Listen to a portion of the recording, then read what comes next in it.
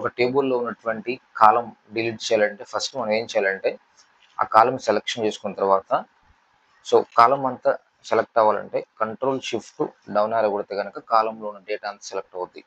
Select అయిన తర్వాత ఆ కాలమ్‌తో పాటు డేటాను కూడా మనం రిమూవ్ చేయాలంటే కంట్రోల్ మైనస్ కొడితే కనుక మొత్తం కాలమ్‌తో పాటు ఆ కాలమ్‌లో ఉన్నటువంటి డేటా అంతా కూడా రిమూవ్ అవుతుంది.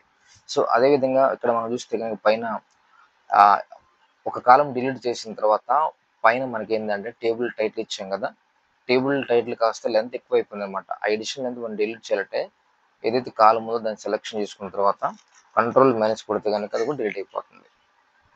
ఇది మనం ఎక్సెల్ షీట్‌లో ఒక కాలమ్‌ని మనం డిలీట్ చేయాలంటే ఫస్ట్ ఆ కాలమ్ సెలక్షన్ చేసుకున్న తర్వాత కాలమ్‌తో పాటు ఆ కాలమ్‌లో ఉన్నటువంటి డేటా అంతా సెలెక్ట్ అవ్వాలంటే control plus shift plus down arrow కొడితే గనక కాలమ్‌లో ఉన్నటువంటి డేటా అంతా సెలెక్ట్ అయిపోద్ది.